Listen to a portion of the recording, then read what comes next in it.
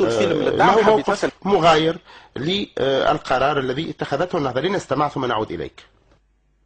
أنا لست مقتنع بهذا القرار، وأنا مؤمن أن لأني كل مرة نفتح الفيسبوك ولا نتعامل مع الهاتف ولا مع الشارع أجد أن هناك مطالبات شديدة بضرورة مراجعة هذا القرار، ولذلك أنا طلبت من رئيس الهيئة التأسيسية وهذا طلب رسمي طلبت منه أن يراجع، أن يدعو الهيئة للتفاعل مع هذا الرأي الشعبي الضاغط، وأنا آمل أن تستجيب الهيئة لذلك إن شاء الله.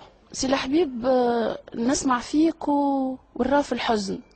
علاش وقت اللي بعض الملاحظين والمعارضة اليوم في وسط المجلس الوطني التأسيسي أشادت بموقف حركة النهضة، في حين من في داخلها يقول مانيش مقتنع؟ شوف يا أختي، أنا قلقت فعلا من هذا القرار وحزين لهذا القرار، هذا شعوري بصدق نقول، ولكني لا أملك إلا أن أنضبط للقرارات الرسمية، والانضباط هذا لا يمنع أن أدفع وفق آليات الحركة المعهودة في مؤسساتها ووفق الآليات الاجتماعية والحركية والسياسية، وأنا أتفاعل مع الرأي العام الشعبي، وفي هذا الإطار طلبت ضرورة إعادة النظر.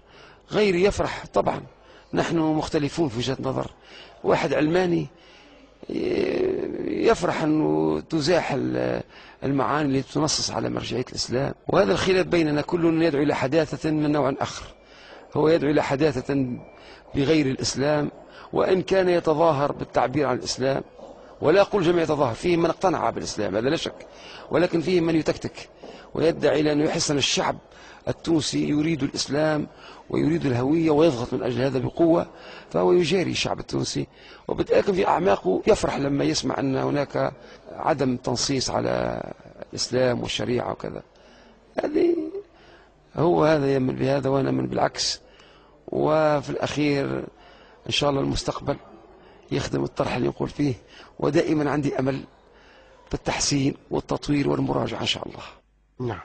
فما أطراف أخرى رفضوا أنهم يعطيوك رأيهم في الموضوع سامية في المجلس. حتى في وسط الحركة يعني، واستغربت جدا يعني أنه سي الحبيب خضر هو عضو المجلس الوطني التأسيسي ومقرر لجنة الصياغة. أي نعم. هو قلت له يعني موقفك أنت كعضو المجلس الوطني التأسيسي من قرار الهيئة التأسيسية لحزبكم. قال لي معناتها بصريح القول أنه ما يحبش يتكلم في هذا الموضوع. قلت له فما قرار صدر عن الهيئة التأسيسية، قال لي بالحرف الواحد ما في باليش. يعني هو موقفه رافض لهذا القرار، هذا اللي نفهموه على الأقل مبدئيا من عدم تقديمه لتعليق. نرجع